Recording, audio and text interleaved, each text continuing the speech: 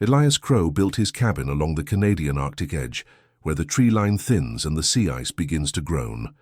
A trapper in the late 1800s, he came north for silence. No towns, no courts, no arguments. Just the trap line, the stove, and winter. Subscribe now, because this story starts with 2 footprints where there should have been none and ends with a cabin surrounded. If you love historical frontier mysteries with Arctic justice and unexpected allies, you're in the right place. Would you open your door for a stranger when the wind is trying to kill them? But the first lesson of the North is a contradiction. You can run from people, but you can't run from responsibility. Out here, a dropped mitten can be a death sentence. A closed door can become a grave marker. That afternoon, the sky changed its mind. Clear light turned to bruised cloud in minutes, the kind of shift Inuit hunters read as a warning before it becomes a trap. Wind rose fast, whispering at first, then striking. It drove snow into needles that found every seam in Elias's wool. Even his dogs went quiet. Elias should have stayed inside. He'd seen men vanish 100 yards from shelter, swallowed by whiteout. His rule was simple: don't borrow trouble. Trouble always charges interest. Then he saw them. 2 small figures, girls, wrapped in caribou skins, moving wrong in the wind. They weren't walking so much as being shoved forward, stumbling, trying to keep their faces turned away from the sting. Frost clung to their hoods and lashes. One kept reaching backward into the blur, searching for something she couldn't see. Elias shaded his eyes and a gust tore the world open. Beyond the low ridge, sea ice cracked with a sound like a rifle shot. The white surface shifted, plates grinding. The younger girl dropped to her knees and slid toward the fracture with the wind at her back. He didn't think. He moved. Snow swallowed his boots. Cold burned his lungs. As he reached them, the older girl's eyes locked on his, dark, alert, not pleading, not grateful, just measuring. She barked a word in Inuktitut he didn't understand and shoved her sister's arm toward him. Elias caught the younger one by the parka sleeve and hauled her back, fingers numbing through leather. The older girl grabbed his wrist with a grip like braided sinew, steadying him as the wind tried to twist him off balance. For a moment they were linked against the white, and Elias understood something the North teaches without speeches. In a storm, survival is shared. He pushed them toward his cabin, half carrying, half guiding. The older girl kept glancing over her shoulder into the blur, scanning for shapes that weren't there or were there just beyond sight. Elias felt the prickling sense of being watched. At his door he hesitated. Frontier rules were blunt. Strangers bring stories, and stories bring knives. He'd survived by staying out of other people's hunger. But the younger girl's lips were pale, her hands shaking in a way no adult could fake. Elias stepped aside and let them in. Heat from his iron stove hit them like a wall. The older girl didn't rush it. She crouched near the threshold, careful as if a man's shelter required permission from more than wood and nails. Elias had heard of the kulik, the small lamp that means warmth, patience, and family, and wondered what light these girls had lost to end up here. He set a tin cup of warm broth on the table.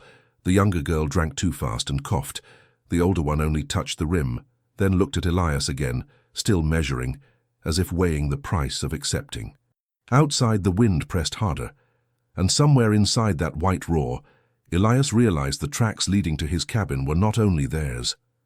Elias had always believed kindness was loud, something you did in towns where witnesses could turn it into a reputation. Up here, kindness was supposed to be unnecessary, even dangerous. Yet the girls sat in his cabin like a question he could not dodge, the storm sealing the answer into place. The younger one shivered beside the stove, her boots still crusted with salt snow from the ice. Elias knelt and worked the laces loose with careful fingers. When he pulled the boot away, the smell of cold leather and raw skin rose together. Her toes were waxy, pale, and too still. Frostbite, early but real. He'd seen it in men who tried to tough out pain until pain stopped speaking. He warmed a pot of water and let it cool the way the old Hudson's Bay factor had taught him. Never hot, never rushed. The North punished impatience. He wrapped her feet in cloth first, then eased them into the water, and watched her face for the moment the burning began. She clenched her jaw, making no sound. Elias respected that. Inuit children learned early not to waste breath on complaints the wind wouldn't answer. The older girl stayed close, half between the door and her sister, a small guard in caribou hide. She spoke softly in Inuktitut, quick syllables Elias couldn't catch, then pressed a strip of dried meat into her sister's hand, as if reminding her to chew, to live. Around her neck, Elias noticed a tiny carved piece, maybe bone, maybe antler, tied with sinew. It looked like an amulet you'd keep under your parka, where no trader could price it. Elias rummaged through his shelf of scarce things. Seal oil in a tin, hardtack tea, a little flour, and the last of his sugar. Winter stores were arithmetic. Give too much now, and you could starve later. But he watched the girls' cheeks, the thinness under their eyes, and felt the ledger in his head tilt. He made bannock the way he always did, rough, quick, dependable. Then, remembering a story he'd heard at the coast, he cut a small piece and set it aside, not as an offering, but as respect. Some Inuit families still honored the idea that food carried spirit and memory, that you didn't treat hunger like a joke. Elias didn't pretend to understand it fully. He only knew the North listened when you acted like it mattered. The younger girl finally spoke one English word, barely louder than the stove's breath. Sister. The older one answered in English with a voice too calm for her age. She fell. Ice moved. No name. No thanks. No explanations. Her eyes flicked to his rifle on the wall, then to the window as if tracking time the way hunters tracked seals. Patient? Exact. Elias offered them a blanket and pointed to the corner where they could rest. The older girl shook her head once. She would not sleep first. Night came early, black pressing against the glass. Elias heard the storm easing, the wind dropping from a scream to a long, steady moan. When he woke near dawn, the cabin felt different, lighter, emptier in a way that made him sit up fast. The girls were standing at the door, already bundled, hoods up. The younger one walked better. The older one held a small bundle Elias hadn't seen before. 2 neatly folded mitts, thick and well sewn, placed on his table. Not payment, something else.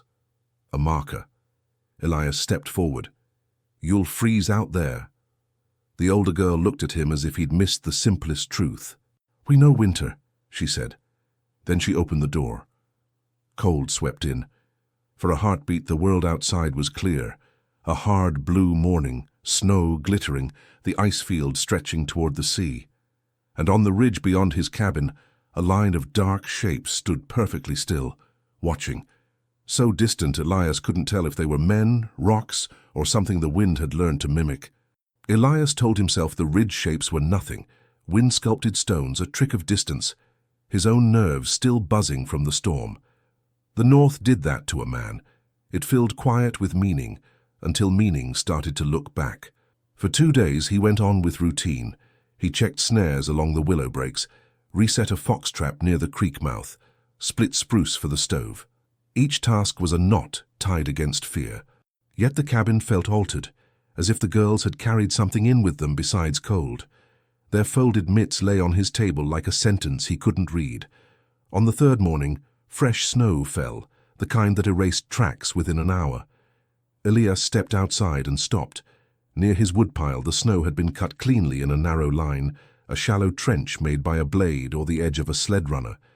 It wasn't a drifting pattern. It was deliberate, straight, and too neat for accident. He crouched, brushed a glove across it, and found a second line crossing the first at an angle, forming a simple mark. He'd seen marks like that before on the coast, quiet signals Inuit hunters used on the land when voice and smoke would betray them. Not a map you'd hang in a trader's office, more like a whisper placed in snow. Elias didn't know the exact meaning, but he knew one thing. Someone had been close enough to his cabin to kneel, to draw, to choose the spot. He followed the mark to the edge of his clearing. There, half buried, stood a thin stick of driftwood pushed upright. On top, someone had tied a strip of pale cloth that fluttered once, then stilled. Elias felt his scalp tighten. No one traveled this far inland without reason, and no one left cloth behind unless they meant it to be seen. He scanned the horizon. Nothing moved, but snow dust chasing itself over the ice. The tree line was a black seam. Still, the sensation returned. The same prickling he'd felt when the older girl kept looking over her shoulder. A man can't see eyes in a white world, but he can feel intention. That night he tried to laugh at himself. He told the stove, the dogs, the empty rafters that he was spooking like a greenhorn. Yet when he lifted his kettle, he noticed something missing, the tin cup he'd used for broth. He searched the shelves, the floor, the bed frame. Gone. Not stolen like a thief would steal. No mess, no rummaging, just removed, as if someone had borrowed it and expected it to matter. The next day he found it outside, placed on a stump near the ridge trail, upright and clean, filled with a small mound of snow packed hard as ice. On top of that mound lay a single black feather, raven, glossy and unmistakable. Elias swallowed. Ravens followed camps. They watched, learned, waited. In stories he'd heard from Inuit seamstresses at the trading post, the raven was more than a bird. A witness, a messenger, sometimes a trickster that tested people who thought they were alone. Elias didn't pretend to know sacred tales, but he respected what the people of the ice respected. He lifted the cup with both hands and set it back inside, as if returning something that wasn't his to claim. By the end of the week, the signs multiplied. A line of snow blocks stacked low behind his outhouse like the start of a windbreak. A fish spine laid carefully on his threshold. A pair of distant silhouettes on the ridge at dusk. There, then gone when he blinked. Always quiet. Always just at the edge of certainty. Elias began to change his habits without admitting it. He stopped singing under his breath while he worked. He kept his rifle closer, but he didn't oil it with the frantic devotion of a man expecting attack. This didn't feel like attack. It felt like attention. And attention in the north meant someone was deciding what you were worth. Elias woke before light, the way he always did when the cold tightened the logs and made the cabin creak. The dogs didn't bark. That was the first wrong thing. Even the quietest dogs warn when strangers cross their world. These sat with ears lifted, listening. He stepped outside into air so brittle it felt sharp. The storm had scrubbed the sky. Stars still hung above the frozen bay. 3 steps into the clearing and he stopped. All around the cabin, far enough to stay outside easy rifle range, close enough to be undeniable. Figures stood on ridges and low rises, spaced with intention. Not a mob. A ring. Dozens at least, arranged the way hunters arrange themselves when they guide caribou across snow. Patient, measured, each person trusting the next to hold the line. No one shouted. No one rushed. The line simply existed. Elias raised his hand, palm out, the plain frontier sign for peace. No one mirrored him. They did not move at all. For a heartbeat, he wondered if they were cairns until a gust lifted a fur hood and he saw a face turn slightly, watching, human, awake, waiting. He backed to the doorway, not running, because running would confess fear. Inside he fed the stove and stared through the small window. The ring remained, black punctuation against white. By dawn, it had thickened. More shapes appeared, arriving without drama. He saw sleds drawn up behind snow hummocks and the faint rise of steam from breath. This was not an angry raid. It was a traveling hunting party that knew how to move quietly. When the sun finally pushed a pale rim above the horizon, one figure stepped forward and approached alone, stopping at the same respectful distance the earlier signs had kept. Sealskin boots, a parka trimmed with fur, a face weathered by salt glare. His hands were empty. Violence, Elias realized, was not the language being used here. The man looked at the cabin, then at Elias, then down at the snow near the threshold. With slow care, he placed a small object there, flat and carved, antler or ivory, then backed away without turning his back. A gesture, not a threat. A token set where it could not be missed. Elias didn't step out immediately. He remembered what Inuit elders at a coastal post once told him. You do not rush another people's order of things. The land has rules, the sea has rules, and families have rules, Malagat, quiet but binding. Elias couldn't name them properly, but he could respect that they existed. So he waited until the man had returned to the line. Then Elias opened the door and stood in the frame, visible, unarmed, his rifle left on the wall behind him. The cold bit his cheeks. The ring did not tighten. The ring did not loosen. Hours passed. The figures shifted only to trade places, one stepping back, another forward, like a watch changing. If they wanted him dead, it would have been done before he woke. They were here to read him. Elias understood then what the older girl's eyes had been doing that night, measuring. The help he'd given had been seen, carried home, and turned into a question for the whole community. In the North, a favor is never just a favor. It is a thread, and a thread can become a tether. He stepped down into the snow and walked toward the carved token on his threshold, feeling 100 quiet gazes on his back. When he bent to pick it up, his hands shook, not from cold, but from the pressure of being judged by silence. On the ivory, a simple pattern had been scratched, a circle, a line, and a mark like a doorway.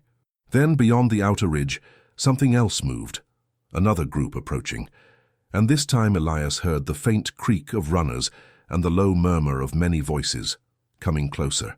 The first day of the ring felt like a mistake the world refused to correct. Elias stepped back into his cabin with the carved token in his palm, and the silence outside stayed perfectly arranged, as if the land itself had agreed to hold its breath. He set the ivory piece on the table beside the folded mitts. Circle. Line, doorway. A message, but not in his language. He poured tea, hands steadying by force, and told himself again, if they wanted blood, they would not be waiting. They waited anyway. By midday, a new sign appeared without anyone seeming to move. A small pile of snow blocks rose near his woodpile, not random but stacked like the beginning of a shelter wall, the kind Inuit families build when wind turns cruel and open ground becomes a trap. Elias watched it and felt a strange pressure in his chest, an invitation and a warning at the same time. It said, "We know how to live here. Do you?" That evening, the first trial came disguised as need. A young hunter approached alone, stopped in the open, and held up an empty hand sign, palms out, then pointed to Elias's chimney, miming a cough. Smoke. Fire. The gesture was clear. Help. Elias hesitated. His stove was life. His woodpile was measured to last the month. Every stick he gave away was a future night of hunger. Yet the young man's eyelashes were iced, his shoulders taut with cold. Elias carried out a bundle of split spruce and set it down between them, then stepped back. The hunter did not rush it. He nodded once, then picked up only part of the bundle, leaving the rest where it lay. Restraint. Another message. We are not here to take everything. Later, after dark, Elias heard a sound at the back of the cabin, light scraping, the faintest tap. He froze. The dogs didn't bark. He lifted his lantern and opened the rear door fast, expecting a thief. No one. Only a strip of rawhide tied to the door handle, and hanging from it a single fish hook made from bone. Not stolen, not hidden, placed. Elias understood the shape of the second trial, panic. Would he fire into the dark? Would he accuse the unseen and begin a war with his own fear? He took the rawhide and hook inside, set them beside the token, and did nothing else. The cold in his veins eased by a fraction. The next day they tested greed. A sled runner appeared near his trapline trail, half buried but obvious, as if it had broken and been abandoned. Elias walked to it slowly. It was well made, smooth, valuable. A trader would pay for it. A lonely man might convince himself it was a gift from the land. He looked up, scanning the ridges. No movement. Only the sense of eyes behind distance. Elias left the runner where it lay and walked away. If it belonged to them, taking it would be theft. If it was a trap, taking it would be confession. That afternoon a third test arrived on the wind, a voice speaking English, rough and impatient, from somewhere beyond the outer rise. "Hello there, cabin man." Elias stiffened. That voice did not carry Inuit cadence. It carried southern habits. Another voice joined it, laughter behind the words. Elias stepped onto his porch and saw 3 figures at the edge of the clearing, rifles slung, moving like men who believed the north was empty because it did not speak their language. They were not close enough for details, but close enough for trouble. One raised an arm as if to wave, then pointed past Elias's cabin toward the ridges. They were asking a question without asking it. "Have you seen them?" Elias glanced toward the ring. Inuit figures remained still, disciplined, refusing to reveal themselves. The strangers could not see them clearly in the light, but Elias could. And the strangers were watching Elias now, waiting for his face to betray what his mouth didn't say. This was the test of betrayal, and it landed with a simple cruelty. It would be so easy to point, to lie, to trade other people's lives for his own peace. Elias kept his voice calm. "Just me up here," he called back. "Storm's been hard. Not much else moving." The men lingered, suspicious.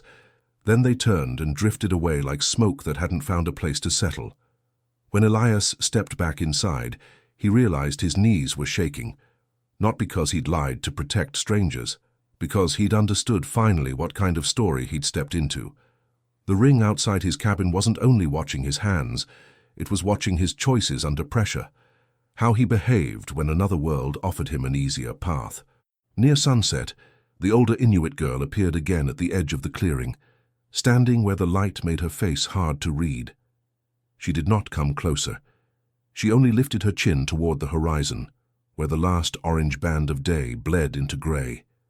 And behind her on the ridgeline, more silhouettes gathered than before, far more, moving with purpose now, as if whatever they were judging had reached a turning point. Elias had barely slept when the dogs finally growled, low, uncertain, the sound they saved for something that smelled like men. Not Inuit, not hunters of the ice. Men who carried smoke on their clothes and coin in their voices. The patrol came in late morning, 5 of them, moving in a loose line through the drifted flats. A trader led, broad hat, scarf wrapped high, cheeks raw from wind, and behind him 3 armed men with the stiff posture of militia. The last dragged a small sled with a bundled load that clinked like metal. They stopped at the edge of Elias's clearing, as if the cabin were a toll gate. "Name's Harrow," the trader called. "We're from the coastal post. You alone?" Elias stepped onto the porch, keeping his hands visible. "Alone," he answered. Harrow's eyes swept the woods, the ridge, the snow blocks near the woodpile. He smiled, but the smile didn't reach his eyes. Funny place to stack windbreak like that. Before Elias could reply, one militiaman lifted a gloved finger and pointed past the cabin toward the distant rises. "Tracks," he said. "We've been hearing about raiders, Inuit bands coming inland, taking stores. A sled team went missing. Post wants answers." Elias felt the ring of hunters out there, silent, disciplined, hidden in plain sight. He also heard a word in his own mind that he'd learned at the coast, kalunat, outsiders. Not an insult, not a curse, just a clean label for people who arrived with their own certainty. He wondered which label these men had already chosen for him. Harrow stepped forward, lowering his voice as if offering a bargain. "You've been here a while, Crow. You see things. You tell us where they are and you won't have trouble. You keep quiet, and if something happens to you, well, the north is hard. Accidents happen." Contradiction struck Elias like wind through a crack. He'd come north to escape other men's rules, and now rules had followed him into the snow. Out here, law arrived not as a paper, but as a rifle and a threat shaped like reason. One of the militiamen leaned closer, smelling of cheap tobacco. "We're not asking you to fight, just point, just nod. We'll handle the rest." Elias looked at their sled. The bundled load shifted. He saw iron traps, coils of rope, and a box that might hold cartridges. This wasn't a rescue party. This was a net. Behind Harrow, the youngest militiaman studied Elias's face with a different kind of hunger, the hunger to be certain, to be righteous. "Those people don't belong this far inland," he said. "If you've been helping them, that makes you part of it." Elias could feel the weight of his own stores, flour, tea, salt, stacked against the wall inside. He could feel his own isolation, the fact that no one would hear a shot here, no one would ride to help. Fear offered him a clean solution. Speak, and the patrol goes away. Honor offered something messier, silence that might cost him everything. He kept his voice even. Storm came through. "I've seen no raiders, no stolen teams, just weather." Harrow's smile faded. "You're sure?" Elias held the trader's gaze. "I'm sure of what I said." For a long moment, the patrol stood motionless, listening to the wind and to the empty spaces between words. Then Harrow nodded once to his men. They spread out, not toward the ridges, but around Elias's cabin, slowly, like wolves pretending they weren't circling. And from the far rise, a single Inuit figure lifted an arm, high, unmistakable, sending a silent signal that made the hair on Elias's neck stand up, because it meant the ring had been waiting for this exact moment. Harrow's men moved with practiced confidence, fanning out as if the cabin were already theirs. One checked the lean-to, another peered behind the woodpile, a third walked a slow circle with his rifle angled down but ready. They were searching for proof that didn't have to exist. They only needed suspicion to feel justified. Elias stayed on the porch, hands visible, letting them see he wouldn't lunge for the gun inside. A man who panics gives a patrol permission. He watched Harrow instead. The trader's eyes kept sliding past Elias's face toward the ridges, as if he could sense the quiet line of hunters even when he couldn't clearly see them. "You're protecting them," Harrow said, softly now. "Why? They pay you. They promise you something." Elias almost laughed. Payment, promises. Those were Kalunat ideas, paper and coin, bargains with edges. What he'd done for the girls wasn't a deal. It was a simple act in a place where simple acts decide whether someone lives to see morning. "No one paid me," Elias answered, "and no one promised me anything." The youngest militiaman snorted. "Then you're a fool." Maybe, Elias thought. Or maybe the North teaches a different math. At the coast he'd once heard an elder explain through a translator that survival was not owned, it was shared. What you take from the land is carried by everyone. Elias didn't know the full words, but he knew the feeling.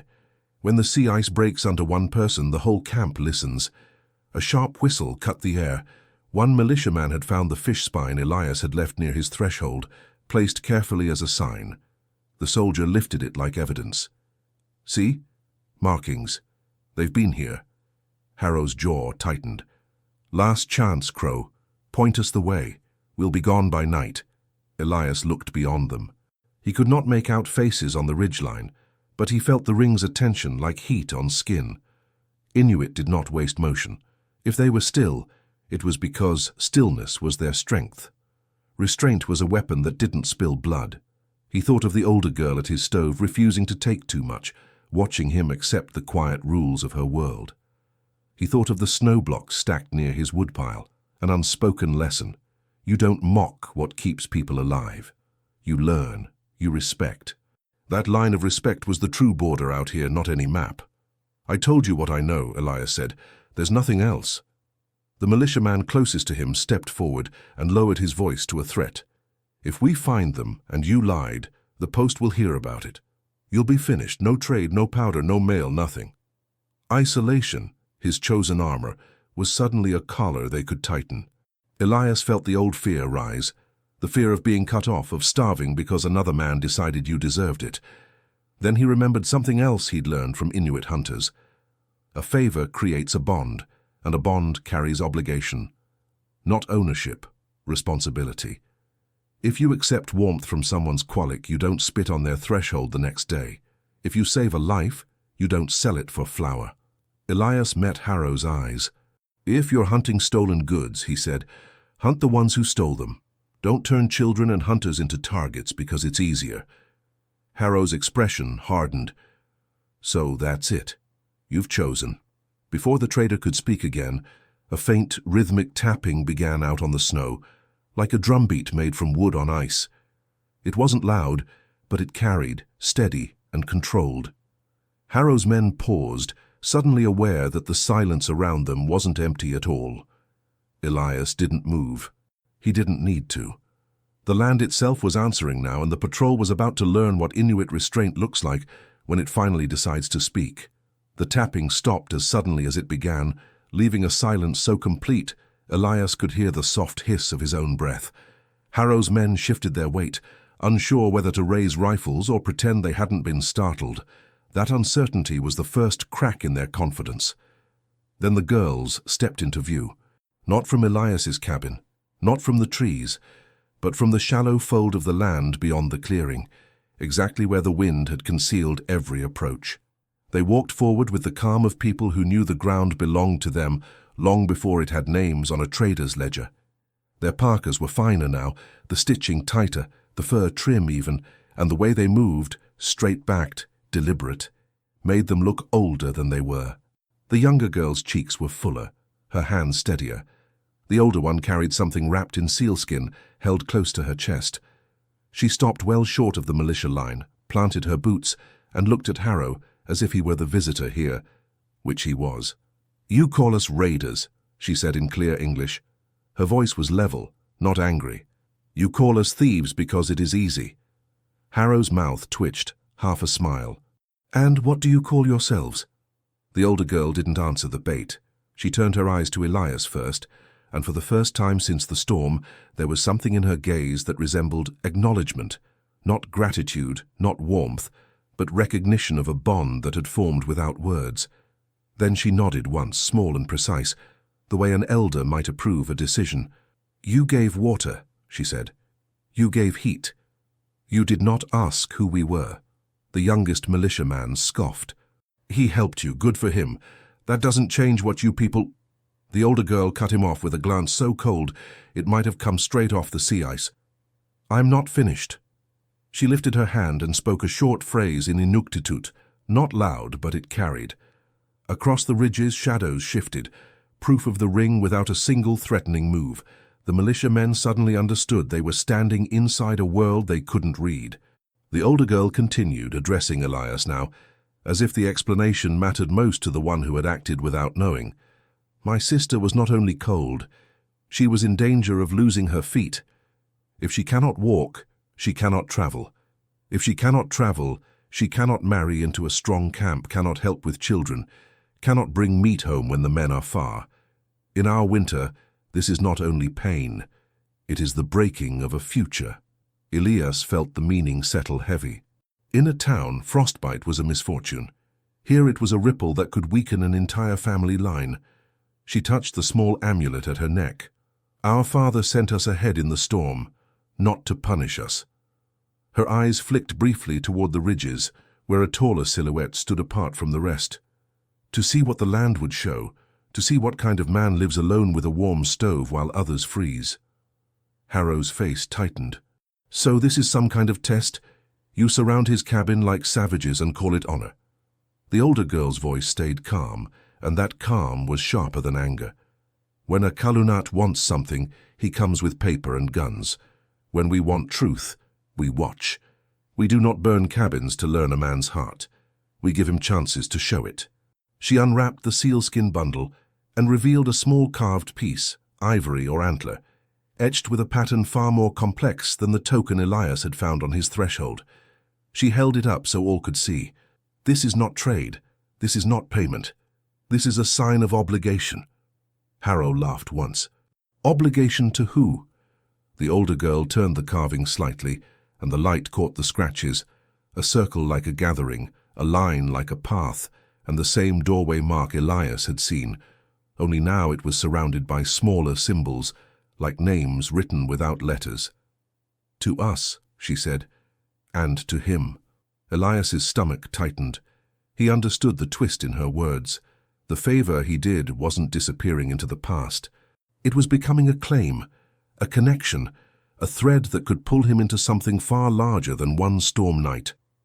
Behind Harrow, the militiamen began to look at Elias differently, not like a lonely trapper, but like a man who had been chosen by forces they didn't control. And in that change of gaze, Elias heard the first echo of trouble that would not leave with the patrol, because the older girl hadn't come only to defend him. She had come to tell him what his kindness had purchased, and what it would cost. Harrow's smile didn't survive the girl's words. It thinned into something brittle, like ice that looks solid, until the first footstep proves it hollow. He glanced at his militiamen, then back at Elias, recalculating what kind of leverage a lonely trapper should have. "Pretty carvings," Harrow said. "Pretty stories. None of that explains the missing sled team." The older girl answered with one short phrase in Inuktitut. Across the ridges, silhouettes adjusted their spacing. No rush, no threat, just a reminder that the ring could become a wall. The dogs tucked their tails and went quiet again. Harrow's eyes flicked upward, and Elias caught it. The trader wasn't afraid of Inuit hunters. He was afraid of being known. The younger girl pointed at the patrol sled, the bundled load that clinked with metal. "That is not yours," she said in English. One militiaman bristled. "Recovered property!" Recovered from who? The older girl asked, calm as snowlight. She gestured. 2 Inuit hunters appeared at the edge of the clearing as if they'd been waiting behind the wind. They carried no rifles in their hands, only a sealskin pouch. They set it on the snow and stepped back. You don't touch our supplies, Harrow snapped. No, the older girl said. You touch them.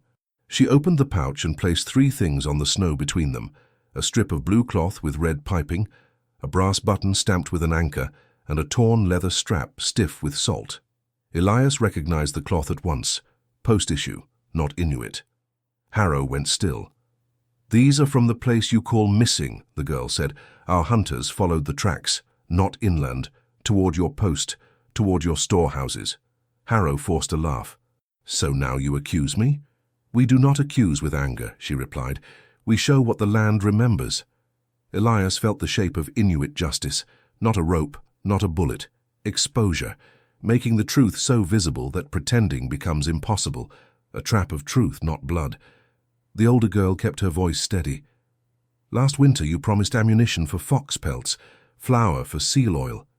You spoke those words in front of elders. Then the ice broke early, and you raised the price. You took more. Some families went hungry. Elias had heard whispers of that along the coast, but whispers were soft. This was being spoken aloud, where it could no longer hide.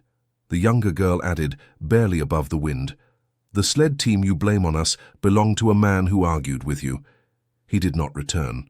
Harrow's militia men looked at him differently now, less like a leader, more like a man standing on rotten boards. Harrow felt it. His hand drifted toward his coat, toward where a pistol might rest. On the ridges, the ring did not move closer.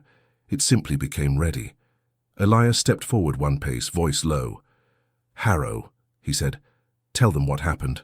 Harrow's face tightened into hatred. "You think they'll protect you?" he hissed.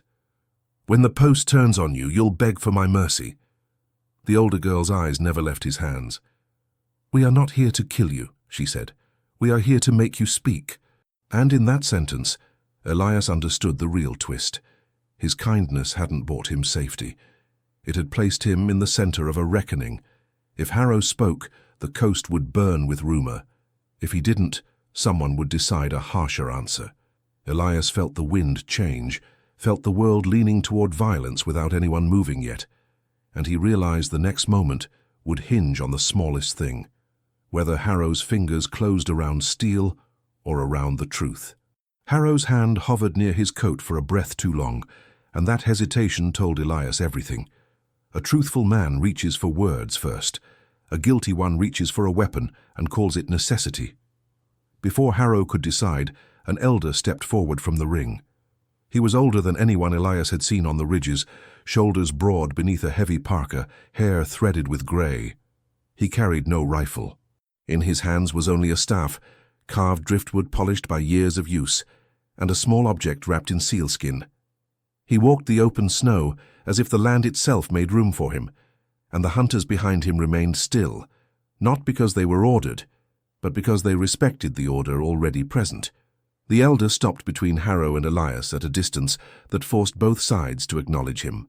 He spoke in Inuktitut, slow, deliberate, and the older girl translated with care as if each word carried weight beyond sound. He says, "The land does not lie. People lie." Harrow's jaw flexed. "This is nonsense," the elder continued. The girl's voice stayed calm. He says, "The one who breaks promises brings thin ice under everyone. The one who saves a child brings warmth that spreads." Elias felt the tightness in his chest ease, not into relief, but into clarity. This was not a courtroom, not a firing line. It was a public telling, an accounting done in front of witnesses who remembered, who would carry the story across camps like a wind that never stopped. Harrow tried again, voice sharper. "You have no authority here." The older girl translated the elder's next words, and her tone sharpened for the first time. He says, "Authority is not paper. It is responsibility." One militiaman shifted, uncertain. Another looked at Harrow as if realizing the trader's power came from distance and silence, both of which were collapsing. Harrow saw that too. His hand retreated from his coat slowly, as if he'd been burned. The elder pointed his staff toward the patrol sled. He spoke one more line. The girl translated, "He says, open it." Harrow's eyes widened. No. Elias could hear the coal turning the moment into a blade. If Harrow refused, the militia might still force an answer with violence. If he complied, the answer would be worse. For him. But truth traps only work when the guilty are made to participate. Harrow swallowed, then jerked his chin at the youngest militiaman. "Do it," he snapped. The man untied the bundle with stiff fingers. Under the metal traps and rope were items wrapped in cloth, post cloth, not Inuit. He peeled it back and froze. Inside lay a small set of personal effects. A weathered diary, a knife with a carved handle, and a seal oil lamp wick bundle, something no militiaman would carry for trade. There was also a strip of braided hair tied with twine, the kind families keep as remembrance. The clearing seemed to shrink around them. The older girl's voice went quieter. The missing man. His things were taken. Harrow's face turned the color of old snow. "I bought those," he lied, fast and thin, "from someone. I didn't know." Elias stepped down from his porch and stopped beside the opened bundle. He didn't touch anything. He didn't need to. The sight alone was enough. Broken promises, stolen goods, and a disappearance dressed up as rumor. The raiders' story had been a curtain. The elder spoke again and the girl translated, each word careful as a stitch. "He says, we do not spill blood for sport. We spill blood only when there is no other way. Today, there is another way. Today we let the world see." Harrow backed a step, then another, as if the snow had turned to water beneath him. His militiamen didn't follow immediately. They were staring at the diary, at the hair, at the lamp wick bundle, at proof that didn't care about their opinions. The ring did not close. The hunters did not rush. They simply held the space, allowing Harrow and his men to understand something that hit harder than bullets. They were being released, not spared. Released to carry the truth back to the post, where it would ruin reputations and invite questions no one could shoot. When the patrol finally retreated, their boots crunching faster than before, the clearing felt strangely empty. Elias expected a celebration, a shout, something to mark victory. Instead, the elder turned to Elias and held out the sealskin-wrapped object. Elias hesitated. He remembered the first token, the doorway scratched into ivory. He remembered the warning hidden inside every gift. Belonging can protect you and it can mark you. He accepted it with both hands. Inside was a beaded neckpiece, meticulously made, patterns of dark and light arranged like sea ice cracks seen from above. At its center hung a small carved charm, shaped like a doorway within a circle. The older girl spoke softly as she translated the elder's words. "He says, you opened your door when the wind said no. Now you have a place with us. This is protection. This is also a sign." Elias felt the beads against his palm, warm from the elder's hands. Protection. Belonging. And a mark that every outsider would notice, a symbol that could invite gratitude from some and hatred from others. He lifted his eyes to the ridges. The ring was already thinning, dissolving back into the land as quietly as it had formed. The older girl lingered a second longer, meeting his gaze as if to seal the bond. Elias slid the neckpiece over his head. In the sudden quiet, one question hung heavier than the wind. How many men vanished in the Arctic, not because the land was cruel, but because someone decided silence was profitable? If this kind of forgotten frontier justice is what you came for, stay with this channel.